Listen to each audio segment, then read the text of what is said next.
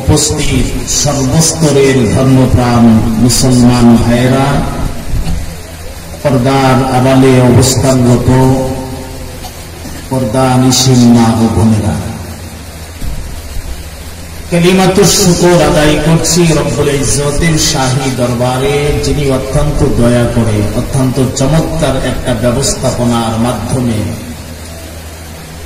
আল্লাহর দ্বীনের কিছু কথা, বিশেষ করে শহাদায়ে কারবালাদের জিন্দেগীর উপরে কিছু কথা আমাদেরকে বলার এবং শোনার সুযোগটুকু করে দিয়েছেন।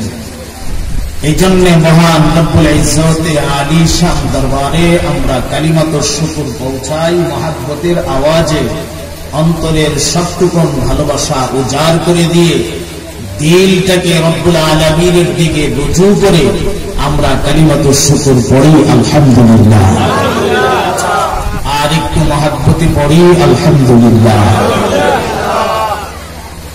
আসলে একদিনের একটা অধিবেশন শহাদায়ে কারবালার উপরে বিস্তারিত আলোচনা করা কোনো অবস্থাতেই সম্ভব না। তারপরেও নিয়মিত কয়েকটা বছর যাবৎ আপনারা আমাকে এই বিষয়টা ছাড়েন না। আজকে আমি নিজে বলেছিলাম যে ভিন্ন কোনো বিষয় নিয়ে কিছু কথা বলি, কিন্তু মাহফিল ইন্তেজামিয়া কমিটি শুধু একই কথা, হুজুর আপনার মুখ থেকে আমরা কারবালার ওয়াজ শুনতাম,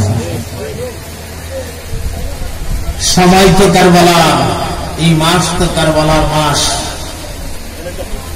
এই জন্য আমরা কারবালার এই করুণ কাহিনীটা যে শুনব, কাহিনীর মজাটা শুধু আমরা ভোগ করব না, বরং এই কাহিনী দ্বারা আমাদের জন্য কি সবক রয়েছে, এই সবকগুলো আমরা খুঁজে খুঁজে বের করার চেষ্টা করব এবং আমাদের কর্মজীবনে কাজে লাগানোর চেষ্টা করব।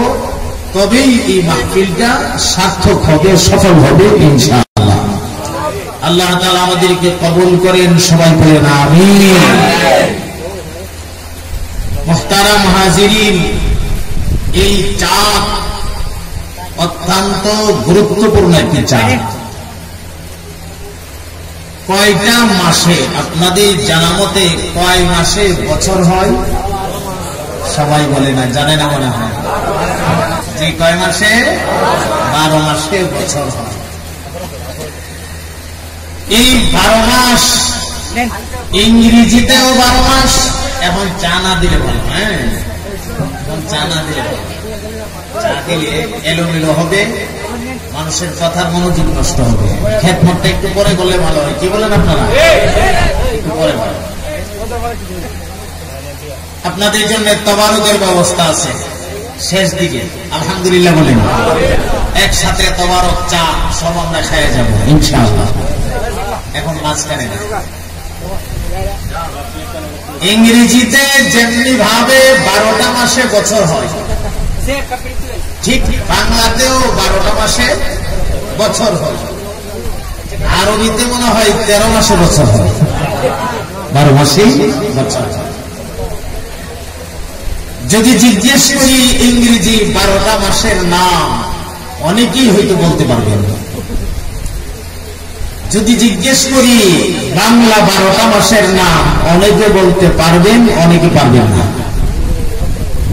আর যদি জিজ্ঞেস করি আরবি 12টা মাসের নাম, হয়তো অনেকেই বলতে পারবেন না। অথচ মুসলমানদের সব ইবাদতের সম্পর্ক আরবি মাসের সাথে, বাংলা মাসের সাথে না, ইংরেজি মাসের সাথেও না। আমরা বৎসরে 2টা ঈদ পালন করি।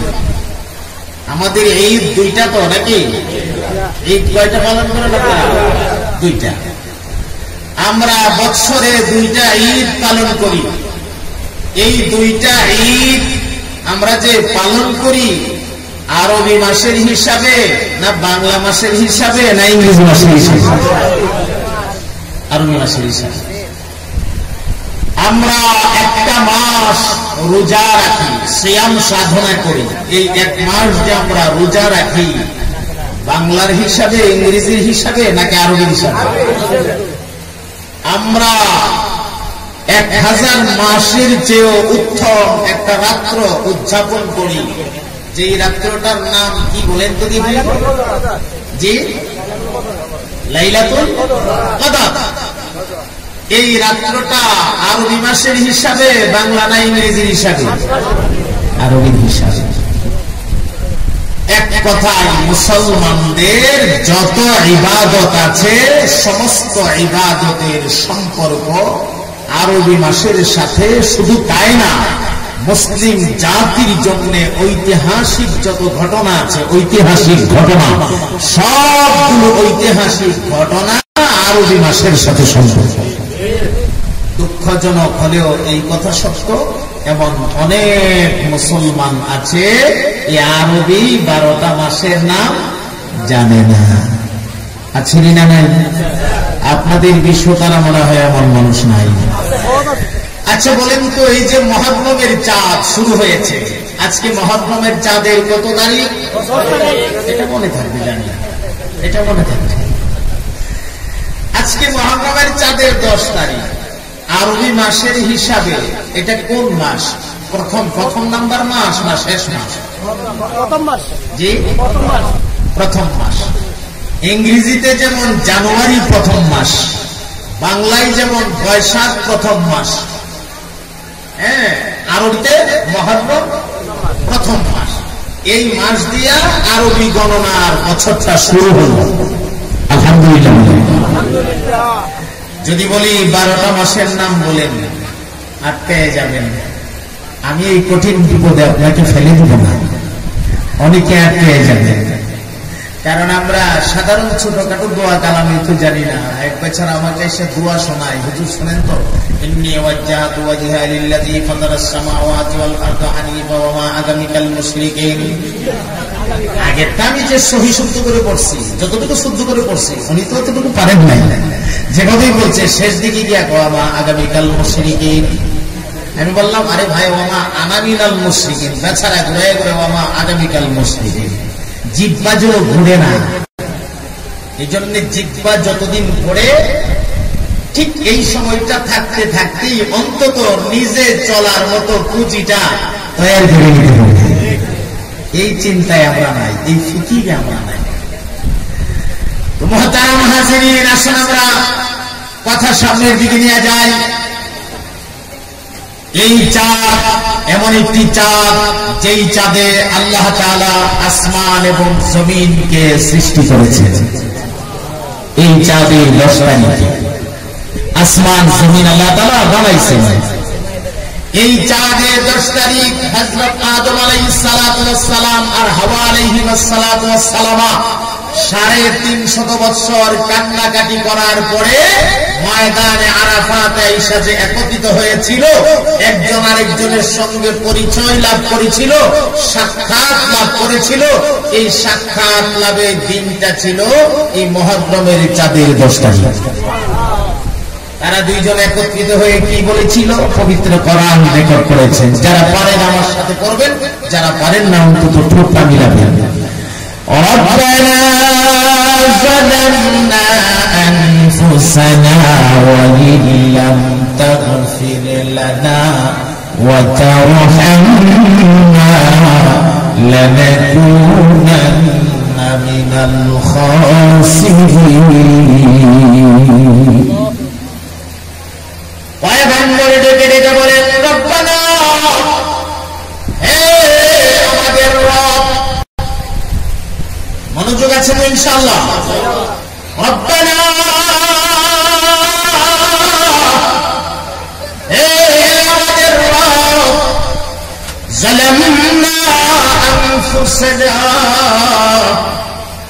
আমরা আমাদের নফসের উপর জুলুম করে ফেলেছি। ওয়া ইল্লাম তাগফির লানা, আল্লাহ যদি তুমি আমাদেরকে মাফ না করো, ক্ষমা না করো, লানাকুনান্না মিনাল খাসিরিন, হয়তো আমরা খেসারতে পড়ে যাব, আমরা ধ্বংসের পথে চলে যাব, আমরা অধঃপতনে চলে যাব, আমরা পথ হারা হয়ে যাব। আল্লাহ তুমি আমাদেরকে পথ দেখাও। পথ দেখানোর মালিক কে? বলেন, রাস্তা দেখানোর মালিক কে? এই জন্যই তো প্রতি নামাজের প্রত্যেক রাকাতে আমরা বলে থাকি কিভাবে, ইহদিনাস সিরাতাল মুস্তাকিম। আল্লাহ, তুমি আমাদেরকে সহজ সরল রাস্তা দেখাও, সোজা পথ দেখাও, হিদায়াতের রাস্তাটা দেখাও। কোন সেই রাস্তাটা? সিরাতাল্লাযীনা আন'আমতা আলাইহিম গায়রিল মাগদুবি আলাইহিম ওয়ালাদ-দাল্লিন।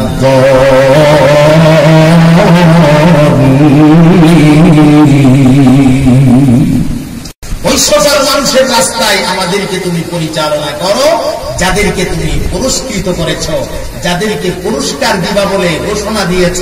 উলাইকাল্লাযীনা আন'আমাল্লাহু আলাইহিম মিনান নাবিয়্যিন ওয়াস-সিদ্দীকিন ওয়াশ-শুহাদাই ওয়াস-সালিহিন। আল্লাহ, এই চার দলের অন্তর্ভুক্ত আমাদেরকে করো, আমাদেরকে সহজ সরল রাস্তাটা দেখাও, জান্নাতের রাস্তাটা দেখাও।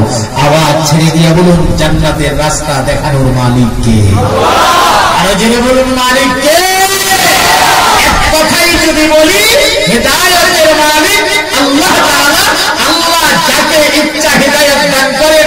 ইন্নাকা লা তাহদি মান আহবাবতা ওয়ালাকিন্নাল্লাহা ইয়াহদি মান ইয়াশা। রাসূলকে রব্বুল আলামিন বলেছেন, হে রাসূল, আপনি হিদায়াত দেওয়ার মালিক না, হিদায়াত দেওয়ার মালিক আমি আল্লাহ। আপনি শুধু রাস্তা দেখানোর মালিক, আপনি রাস্তা দেখাবেন, আপনি পথ দেখাবেন। হিদায়াত দেব কি দেব না সেই দায়িত্ব আমার হাতে। সুতরাং হিদায়াত দেওয়ার মালিক আল্লাহ তাআলা। আল্লাহ যদি হিদায়াত না দেয়, দুনিয়ার কেউ হিদায়াত দেওয়ার মতো ক্ষমতা নাই। এই জন্য পবিত্র কোরআন নোটিশ করেছেন, উদউ ইলা সাবিলি রাব্বিকা বিল হিকমাতি ওয়াল মাওইযাতিল হাসানা। মানুষগুলোকে আল্লাহর দ্বীনের দিকে তোমরা আহ্বান করো, সুন্দর সুন্দর কথা দিয়া, মিষ্টি মিষ্টি আওয়াজ দিয়া, সুন্দর সুন্দর আওয়াজ দিয়া, সুন্দর সুন্দর তালাফুজার আলফাজ দিয়া, কথা দিয়া, রূক্ষ কথা দিয়া না, একাত্মক কথা দিয়া না। কারণ মনে রাখবা, একাত্মক কথা দিয়া যদি তুমি হিদায়াত করবে, হিদায়াত হবে না, বরং প্রতিহিংসা 3 দিন বাড়তে থাকবে।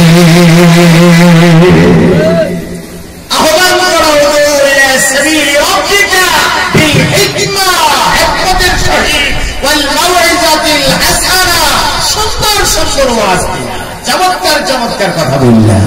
সুবহানাল্লাহ বলে তো মানুষকে যখন উলামায়ে কেরাম সুন্দর কথাগুলো দিয়ে আল্লাহর দ্বীনের দিকে আহ্বান করে, এটা উলামায়ে কেরামের দায়িত্ব। কিন্তু হিদায়াত দেওয়ানের মালিক কি? আমি? কথা কয় না। হিদায়াত দেওয়ানের মালিক জালালি? জালালির দায়িত্ব কথাগুলো আপনাদের কানে পৌঁছে দেওয়া। হিদায়াত দেওয়ানের মালিক কে? আল্লাহ। এই জন্য মুহতারাম হাজিরিন, হযরত আদম আলাইহিস সালাতু ওয়াস সালাম আল্লাহর কাছে মুনাজাত দিয়ে বলেছিলেন, আল্লাহ, আমরা নিজেদের নফসের প্রতি নিজেরা জুলুম করে ফেলেছি। আল্লাহ, তুমি যদি মাফ না করো, হয়তো আমরা পথ হারা হয়ে যাব। ওই যেদিন মুনাজাতটা দিয়েছিলেন, ওই দিনটা ছিল এই মুহররমের চাঁদের 10 তারিখ। ইতিহাস হয়তো আপনাদের জানা আছে, হযরত ইউনূস আলা নবিয়্যিনা আলাইহিস সালাতু ওয়াস সালাম একদিন 2 দিন না, একটানা 40টা দিন পর্যন্ত মাছের পেটের ভেতরে ছিল। মাছের পেটের ভেতরে আল্লাহ রাব্বুল আলামিন 40 দিন পরে পয়গম্বরকে নাজাত দিয়েছিলেন। পয়গম্বর মাছের পেটের ভেতর থেকে কি বলেছিলেন? লা ইলাহা ইল্লা আনতা সুবহানাকা ইন্নী كنت من الظالمين فاستجبنا له ونجيناه من الغم وكذلك ننجي المؤمنين محبতের আওয়াজে আল্লাহর কিবরিয়া বয়ান করে দিন আওয়াজ ছেড়ে দিয়া বলুন আল্লাহু আকবার আল্লাহু আকবার মাঝে পেটের ভেতর থেকে রব্বুল আলামিনের দরবারে দিয়ে মুনাজাত দিয়েছিলেন আল্লাহ মুসিবত থেকে ওনাকে আসানি দিয়েছিলেন মুসিবত থেকে মুক্তি দিয়েছিলেন 40 দিন পরে ওই 40 দিন পর যেদিন তিনি মুক্তিটা পেয়েছিলেন নাজাতটা পেয়েছিলেন ওই নাজাতের দিন এবং তারিখটা ছিল গো এই মুহররমের চাঁদের 10 তারিখ আজকের এই দিনে যেই দিনে আপনারা আল্লাহর দ্বীনের কিছু কথা শোনার জন্য বসছেন আলহামদুলিল্লাহ পড়েন না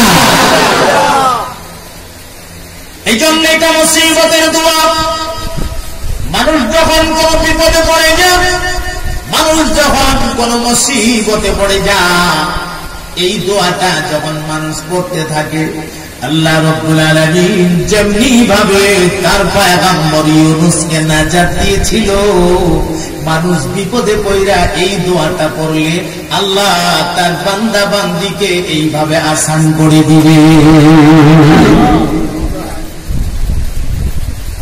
বিপদে পড়ে আমরা যখনই কোনো বিপদে পড়ে যাই তখনই গ্রামের বড় মাতবরকে স্মরণ করি না যখনই বিপদে পড়ে যাই গ্রামের মেম্বার সাহেবকে স্মরণ করি বড় ধরনের বিপদ হলে চেয়ারম্যান সাহেবকে স্মরণ করি আরেকটু বড় বিপদ হলে এমপি সাহেবকে স্মরণ করি আমার আল্লাহ বান্দা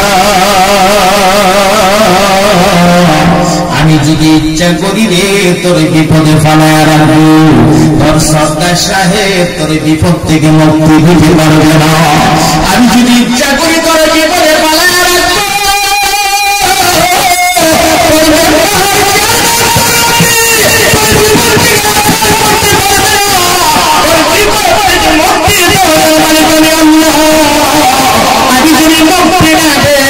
দুনিয়ার কেউ তোর মুক্তি দেওয়ার মতো ক্ষমতা নয় আর আমি যদি তোকে মুক্তি দিয়ে দেই তোর বিপদে ফালানির মতো কোনো ক্ষমতা জগতে কাহারও না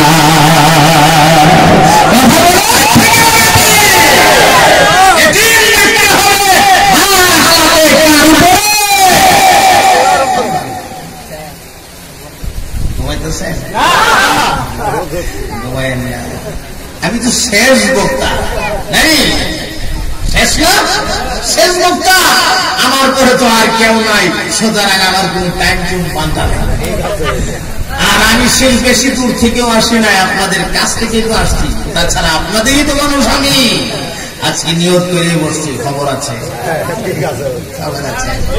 রাজি আছেন ইনশাআল্লাহ মাশাআল্লাহ আল্লাহ তাআলা তৌফিক দান করেন সবাই পড়েন আমিন একটু জিকির করেন মুহাব্বতে লা ইলাহা ইল্লাল্লাহ মাশাআল্লাহ লা ইলাহা ইল্লাল্লাহ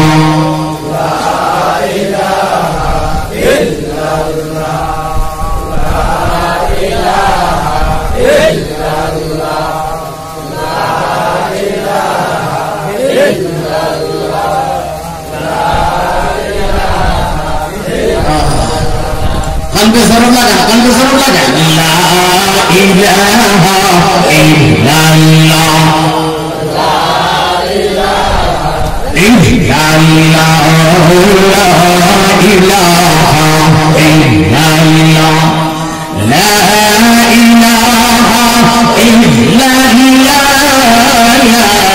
ইলাহা ইল্লাল্লাহ লা ইলাহা ইল্লাল্লাহ লা ইলাহা ইল্লাল্লাহ লা ইলাহা ইল্লাল্লাহ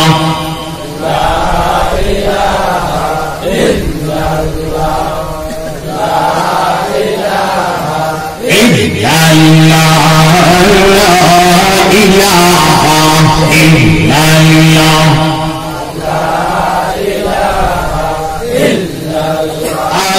आसमानों के मालिक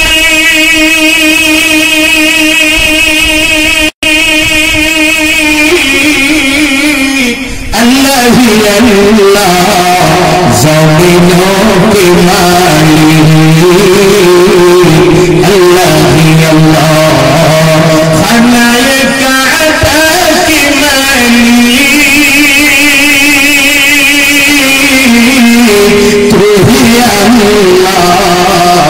आरज़ी है हमें जाने बल्ला इलाहा इल्लल्लाह। माशाअल्लाह मोहब्बत बोलो ला इलाहा इल्लल्लाह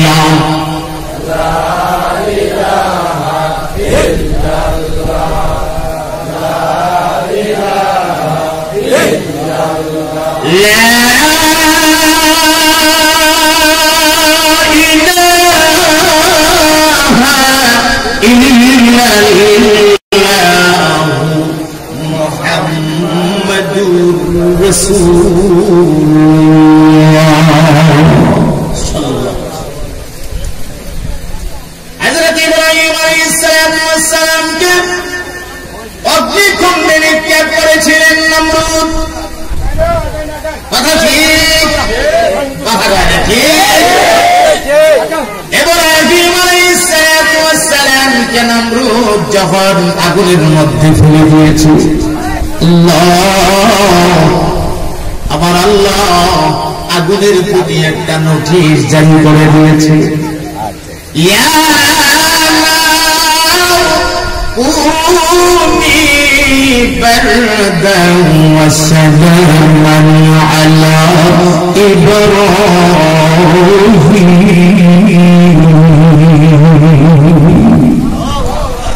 আল্লাহ রাব্বুল আলামিন আগুনকে বলে দিলেন,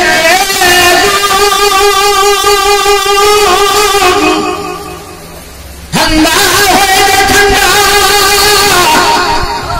আমার ইব্রাহিমের জন্য ঠান্ডা হয়ে যা। আবার এমন ঠান্ডা হইস না যেই ঠান্ডার দ্বারা আমার ইব্রাহিমের শরীর বরফের মতো শক্ত হয়ে যাবে। না না না, সালামা আরামদায়ক ঠান্ডা হয়ে যায়, এয়ার কন্ডিশন হয়ে যায়, এয়ার কন্ডিশন। আগুন আমার আল্লাহর কথা মানছে না, মানছে না। দুঃখজনক হলেও এই কথা সত্য রে মুসলমান, আসমান আমার আল্লাহর কথা মানে। আসমানে মহাশূন্যের ভেতরে লক্ষ লক্ষ কোটি কোটি তারকা আছে, ওই তারকাগুলি আমার আল্লাহর কথা মানে। চন্দ্র আমার আল্লাহর কথা মানে, সূর্য আমার আল্লাহর কথা মানে। দরিয়ার পানির নিচের মাছ অথবা মাছ জাতীয় প্রাণীগুলি আমার আল্লাহর কথা মানে। জঙ্গলের ভেতরে হিংস্র প্রাণী, বিষাক্ত প্রাণীর আমার আল্লাহর কথা মানে। মাটির নিচের কীট পতঙ্গগুলি আমার আল্লাহর কথা মানে মানে। আমার আল্লাহরে মানে না এই দুনিয়াতে একমাত্র মানুষে। কথা বলে মানুষ আল্লাহর কথা মানে না, জগতের সব প্রাণী আল্লাহর কথা মানে না। কই আজ পর্যন্ত সূর্য তো এই কথা বলল না যে আল্লাহ আজকে আমার শরীরটা ভালো না, আজকে আমি আকাশে যাব না, দুনিয়াতে আলো দেব না। সূর্য তো কথা বলে নাই। বলছে একদিন সূর্য পাইছেন না, খবর পাইছেন যে সূর্য অসুস্থ থাকার কারণে অমুক মাসের অমুক তারিখে সূর্য আসে নাই, খবর পাইছেন এমন? চন্দ্র অসুস্থ হয়ে গেছে, চন্দ্রের ডায়রিয়া হয়ে গেছে, যে কারণে চন্দ্র আসে নাই, ভেটলা মাদর্শের চন্দ্র, এমন শুনছেন কোনদিন? সুবহানাল্লাহ বলতে ইচ্ছে করে না? কুদরত কার? প্রত্যেকটা মাখলুক আল্লাহ তাআলার কথা অনুযায়ী আপন আপন কক্ষপথে ডিউটি করছে। কার হুকুমে? আওয়াজ ছেড়ে দিয়ে বলুন, কার হুকুমে? আল্লাহ। একমাত্র মানুষ একটা জাত, যেই জাত আল্লাহ তাআলার কথা মানে না।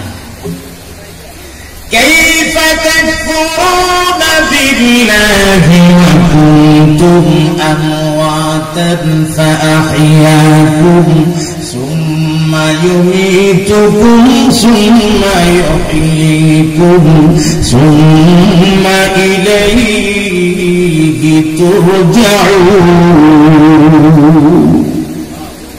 আরেক জায়গায় রব্বুল আলামিন বলেছেন, أأنذرتهم أم لم تنذرهم لا يؤمنون ختم الله على قلوبهم وعلى سمعهم وعلى أبصارهم غشاوة ولهم عذاب أليم بما كانوا يكذبون।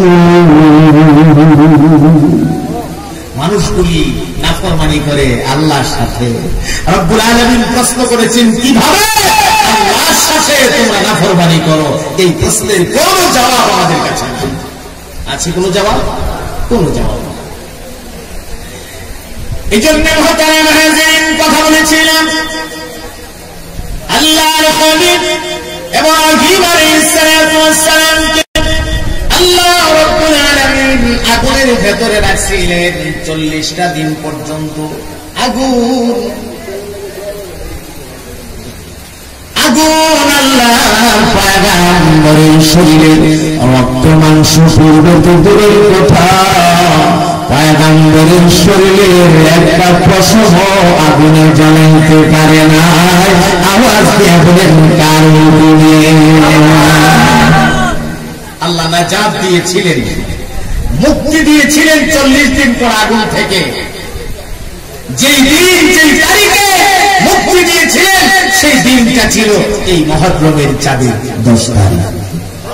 যেই 10 তারিখে আপনারা বসছেন, এই তারিখটা ফজিলত আছে তো ইনশাআল্লাহ? আপনারা যে বসছেন কিছু ফায়দা হবে তো ইনশাআল্লাহ? আনুষঙ্গিক কথা আমি আর বলবো না, মূল কথাই চলে যাচ্ছে। বিশেষ করে এই দিনে সবচেয়ে মর্মান্তিক যে ঘটনাটা ঘটেছিল, সেই ঘটনাটা হচ্ছে ওই কারবালার প্রান্তরে বিশ্বনবীর কলিজার টুকরা নাতি ইমাম হুসাইন রাদিয়াল্লাহু তাআলা আনহু শাহাদাত বরণ করেছিল। হুসাইনের বুকের তাজা রক্ত কারবালার প্রান্তরে ঢেলে দেওয়ার কারণে আমার আল্লাহ এই বরকতে ইসলাম সাগর পাড়ি দিয়া দুনিয়ার আনাচে কানাচে পৌঁছে দিয়েছে। তাদের রক্তের বিনিময়ে আজ আমরা মুসলমান। আমরা কি করেছি ইসলামের জন্য? কি করেছি আমরা ইসলামের জন্য? এই জন্য হযরত ইমাম হুসাইন রাদিয়াল্লাহু তাআলা আনহু ওনার জিন্দেগীর কথা আপনাদেরকে আমি শোনাবো। দিলটাকে একদম নরম করে দিয়া, দিলটাকে রব্বুল আলামিনের দিকে রুজু করে দিয়া মহব্বতের সাথে কথাগুলো শোনার চেষ্টা করবেন। চোখ থেকে একটু পানি জড়াবার চেষ্টা করবেন। জীবনে কিছুই যদি আমার আল্লাহর কাছে পছন্দের না হয়, নবীর আওলাদের জন্য আপনি যদি চোখ থেকে একটা ফোঁটা পানি জড়াইতে পারেন, এই চোখের পানিটা কঠিন মুসিবতের দিনে আপনার নাজাতের জরিয়া হতে পারে। কিন্তু রক্ত ঝরালে হবে না, ইচ্ছা করে রক্ত বাহির করা হারাম। কথা কয় না? চোখের পানি ঝরাবেন, বরকত আছে, রক্ত ঝরাবেন না। সোশ্যাল মিডিয়াতে আমি দেখলাম ফেসবুকে একটা লোক তার বুকের মধ্যে এইভাবে একটা ছুরি ঢুকায় রাখছে, চাকু চামড়ার ভেতরে চাকু ঢুকায় রাখছে। আপনারা দেখছেন কিনা জানি না। আবার এদিকে একটা, এখানে একটা, এখানে একটা, হাতের মধ্যে প্রায় 4-5টা, 2 হাতে হবে 10টা, এখানে 2টা 4টা চাকু, রক্ত ঝইরা পড়তেছে, সুদ পালন করতেছে। এগুলি সুদ পালন না, সুদ পালনের নামে তামাশা। কথা বলে ইচ্ছে করে শরীর থেকে রক্ত বের করা হারাম, মানে রাখতে হবে। হ্যাঁ, ইচ্ছে করে রক্ত আল্লাহ তাআলার আরেক বান্দা বান্দিকে দিতে পারবেন যদি রক্তের প্রয়োজন হয়। এটা কেন? আল্লাহ তাআলার আরেক বান্দা বান্দিকে বাঁচানোর লক্ষ্যে, একটা প্রাণ বাঁচানোর ফরজ, এই লক্ষ্যে আপনি ইচ্ছে করে রক্ত দিতে পারবেন। একজন আরেকজনকে রক্ত দেওয়া বিরাট সওয়াবের কাজ। যদি আপনার রক্ত মিলে, আর শুধু শরীর থেকে চাকু মাইরা রক্ত বাহির করা, আর ওই যে কেমন যে করে আপনার রশ্মির আগায় ব্লেড লাগাইয়া, ব্লেড এভাবে ঘুরাইয়া মারে, আর হাই হচ্ছে করতেছে, হাচ্ছে করে মারতেছে, পেছন দিকে যে আঘাত করতেছে আর রক্ত ঝরে পড়তেছে। এগুলো সুদ পালন না, এগুলো তামাশা। কথা বলেন ঠিক না? এখানে একটা জিনিস আপনারা খেয়াল করেন, এই যে বলতেছে হাঁটছে হুচ্ছে, খেয়াল করছেন? হাঁটছে হুচ্ছে, ওনাদের নাম কি? হাঁটছে আর হুচ্ছে। জি, নামটা কি? এই তোমার সন্তান। একজনের নাম বলেন, একজনের নাম হাসান রাদিয়াল্লাহু তাআলা আনহু। এরপর একজনের নাম বলেন তো দেখি, হুসাইন রাদিয়াল্লাহু তাআলা। আল্লাহর নবী বলেছেন, আল হাসান ওয়াল হুসাইন সাইয়্যিদা শাবাবি আহলিল জান্নাহ। আল্লাহর রাসূল বলেন, জান্নাতের ভেতরে যত যুবক হবে জান্নাতি, আল্লাহ রাব্বুল আলামিন সমস্ত যুবকদের সরদার হাসান এবং হুসাইনকে বানায়া দিবে। আপনি কি একবার একটু ভাবছেন যে দুইটা নামকে আপনি বিকৃতি করছেন, হাচ্ছে বলছেন আর হুচ্ছে বলছেন? মানুষ, মুসলমান, একজন পুরুষ ধরে নেন, আপনার নাম আব্দুল সাত্তার।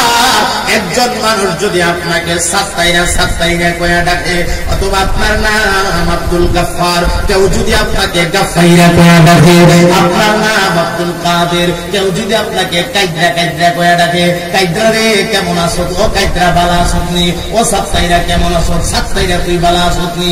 এইভাবে যদি বলে, আপনার মাইন্ডে লাগবে কেমন বেয়াদব রে, আমার নাম তাকে বিকৃতি করে বলে। শুধু মাইন্ডে লাগা বিষয় না, কোন নামকে বিকৃতি করা কবিরা গুনাহ, কবিরা গুনাহ। আমার ভাই, সাধারণ একটা নামকে যদি বিকৃতি করলে কবিরা গুনাহ হয়, আপনার নামটাকে যদি বিকৃতি করে বললে আপনার মাইন্ডে লাগে, আপনার কষ্ট লাগে। আর নবীর আওলাদ বিশ্ব নবীর কলিজার টুকরা দুইটা নাতি, যেই দুইটা মানুষ আল্লাহর জান্নাতে সমস্ত যুবকগণের সরদার হবে, এই দুইজনের নাম বিকৃতি করে বলে বুঝি আপনি তাদেরকে খুশি করবেন আর জান্নাতি হয়ে যাবেন। এটা বোকামি ছাড়া আর কোনো কিছুই না। আমার ভাই,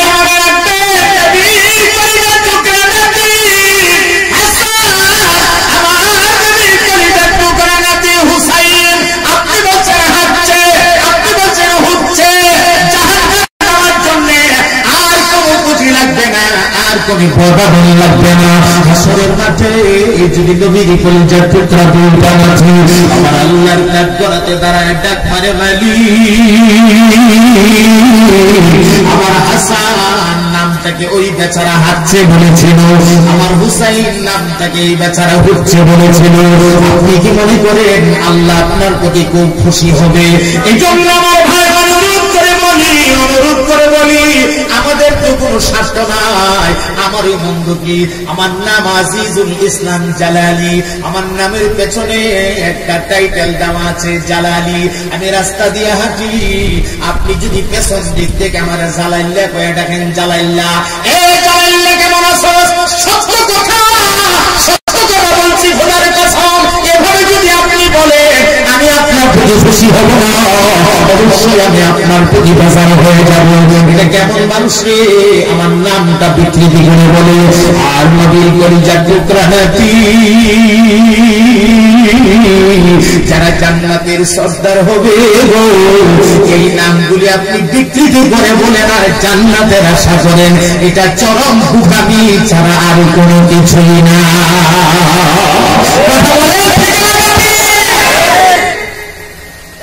আবার কিছু মানুষ দেখতেন মহরমের চাঁদ ঢুকলে টুপি উল্টায় পরে, টুপি উল্টায় কিনবে, নিরামিষ খায়, মাছ খায় না, গোশত খায় না, যেগুলো কোরআন হাদিসে কোনো ভিত্তি পাওয়া যায় না।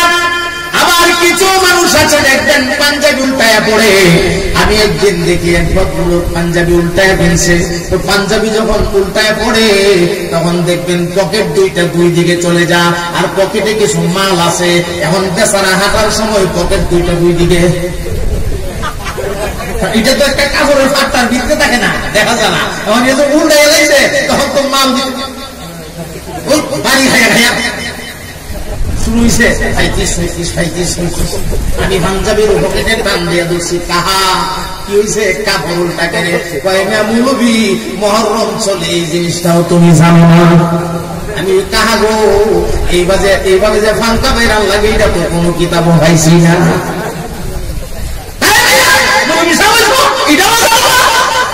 আমি যে না কাহা কেমন করা তো আমি তোমার পাইছি না। আমার ভাই এগুলো সব কুসংস্কার, কুসংস্কার।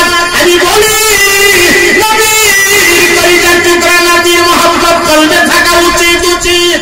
আমি কিন্তু নবীর কলিজার টুকরা নাতিদের মহব্বতের বিপক্ষে আমার নবীর কলিজার টুকরা দুইটা নাতির মহব্বত আপনার কলবে থাকবে। আমিও কিন্তু এই মহব্বতের পক্ষে আছি, বিপক্ষে না। কিন্তু আপনার করণীয়টা কি? আপনি এক প্রথম কোরআন শরীফ পড়েন, আপনি 2 রাকাত নামাজ পড়েন, আপনি একটা রোজা রাখেন, আপনি একটা তাসবিহ খতম করেন, আমার আল্লাহ নিয়ে মুনাজাত দিয়ে ডাকতে, আরে আমার আল্লাহ এই মহব্বতের চাপে 10 তারিখে তোমার হাবিবের কলিজার টুকরা ইমাম হুসাইন কারবালার প্রান্তরে শাহাদত বরণ করেছিল। আরে মালিক, আমি তোমার গোলাম, তোমার হাবিবের কলিজার টুকরা নাতির রূহের মাগফিরাত কামনায় এক কদম কোরআন শরীফ পড়লাম। আমি তোমার গোলাম, আমি 2 রাকাত নামাজ পড়ে মুনাজাত দিলাম। আমি তোমার গোলাম, একটা তাসবিহ খতম করে মুনাজাত দিলাম। আমি তোমার গোলাম, একটা রোজার একটা সওয়াব রেসানি করলাম।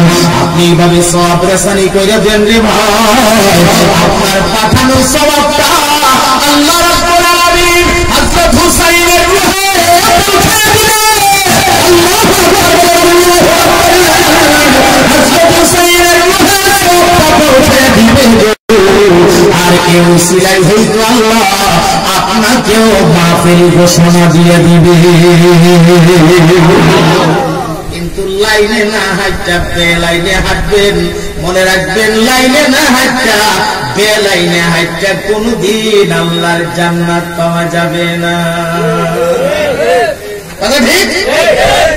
আপনি ব্রাহ্মণবাড়িয়া যাবেন, ইসুতলা থেকে ব্রাহ্মণবাড়িয়া যাবেন, সিএনজি সরাইলের দিকে যেতে যাচ্ছে ওইটাতে উঠতে হবে, সরাইল গিয়ে ব্রাহ্মণবাড়িয়ার রাস্তা ধরতে হবে, সিএনজি যাবে ওরওয়াইলের দিকে, ওরওয়াইলের সিএনজিতে উঠছেন, আপনাকে জিজ্ঞেস করা হলো ভাই কোথায় যান, বলে ব্রাহ্মণবাড়িয়া যাই। আরে মিয়া সিএনজি তো এটা ওরওয়াইলের, এটা ওরওয়াইল যাবে, কই যাইবো জানি না, কোন হালের সিএনজি তাও জানি না, বোঝার দরকার নাই, আমি যাবো ব্রাহ্মণবাড়িয়া। হইলো হইলো, উল্টা চইলে কোনদিন আল্লাহ পাওয়া যায় না। মনে রাখবেন, মনে রাখবেন। আমি মাঝে মাঝে একটা কথা বলে থাকি, আমার ভাই গো, আপনি বেহুশে চইলা সহজ করে আমার দেশের ভাষায় যদি বলি, গুয়াইরামতি কইরা দুনিয়ার সব হাসিল করা সম্ভব, গুয়াইরামতি কইরা আমার আল্লাহর পাওয়া সম্ভব না।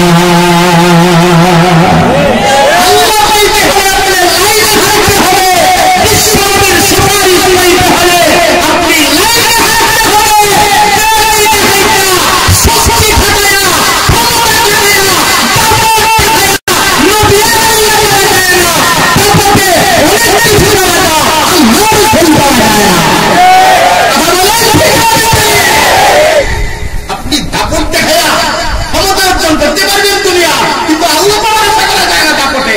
আল্লাহ পাইতে হলে, নবী পাইতে হলে আল্লাহ নবীর দেখানো রাস্তায় আপনাকে চলতেই হবে। ঠিক কষ্ট পেতেছেন মনে আল্লাহ। তো যে জিনিসটা বলছিলাম মনে আছে তো আপনাদের, না ভুলে গেছেন?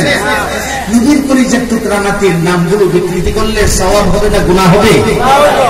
না।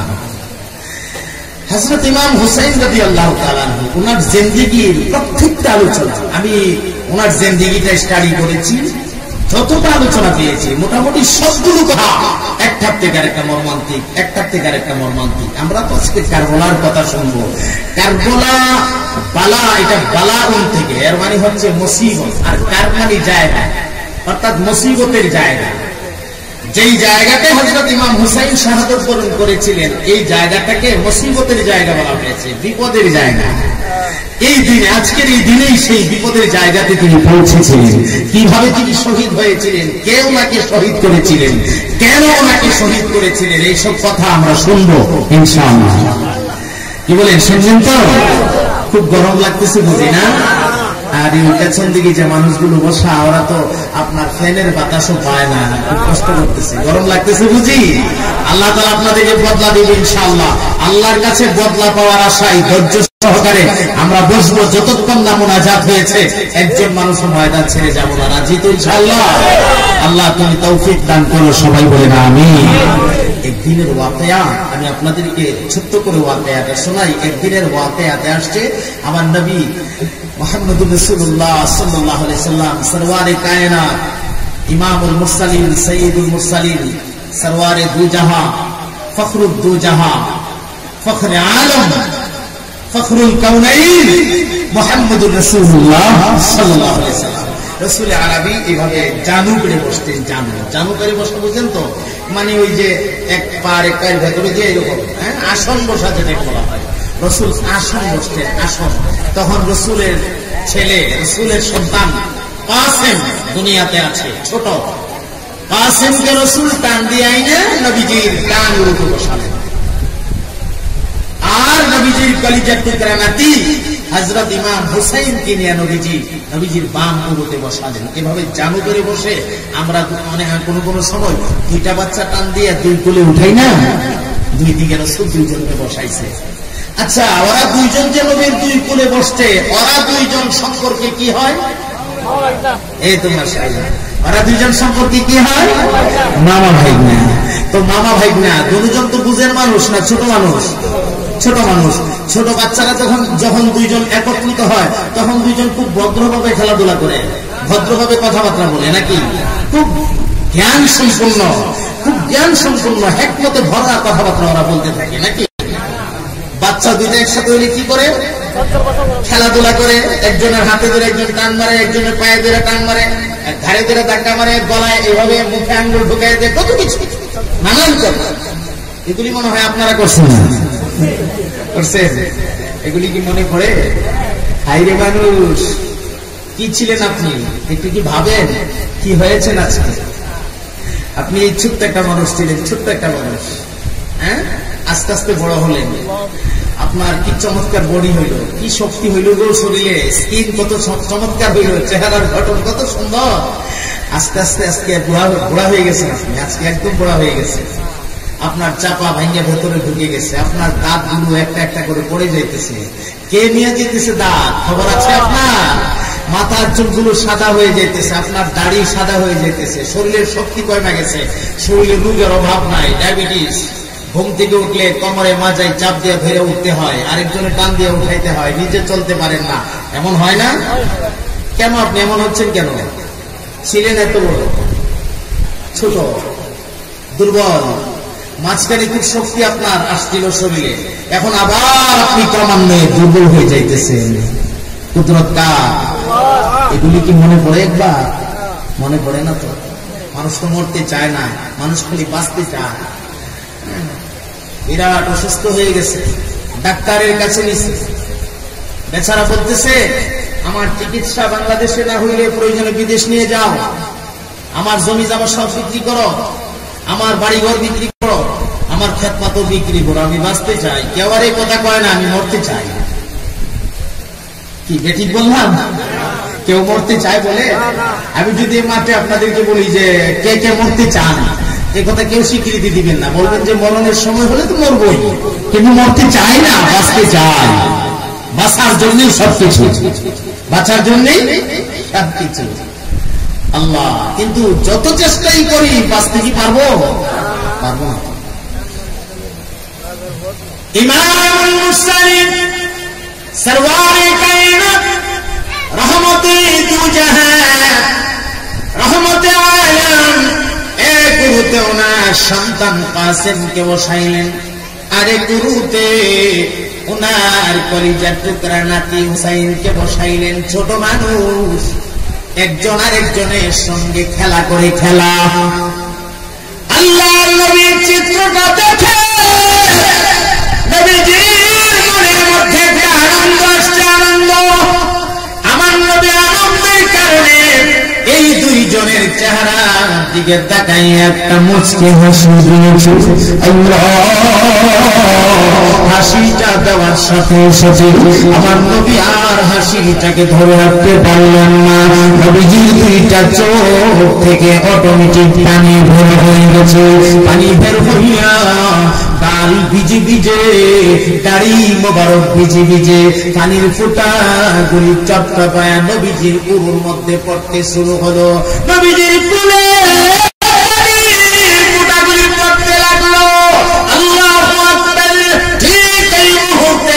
হযরত যায়েনব রাদিয়াল্লাহু তাআলা আনহা আমার নবীর সামনে। হযরত যায়েনব তাকায় দেখে গো আল্লাহর নবী এই মাত্র মুচকিয়ে হাসি দিল। হাসি দেওয়ার সাথে সাথে আবার দুইটা চোখের পানি ছাইরা কায়দা দিল। আমার নবী তো এমন এক জাত গো, নবীর হাসিটাও কারণবিহীন হয় না, আমার নবীর কান্নাটাও কারণবিহীন হয় না। আমার নবীর হাসির মধ্যে রহস্য আছে, আমার নবীর কান্নার ভেতরে রহস্য আছে। এমনি হযরত যায়েনব আল্লাহর নবীর চেহারার দিকে তাকাইয়া যায়েনব ডাক মারলে, ইয়া রাসূলুল্লাহ, আমি ভালোভাবে লক্ষ্য করেছি গো আপনি একটা মুচকি হাসি দিয়েছেন। হাসিটা দেওয়ার সাথে সাথে আবার আপনি কায়দা দিয়েছেন।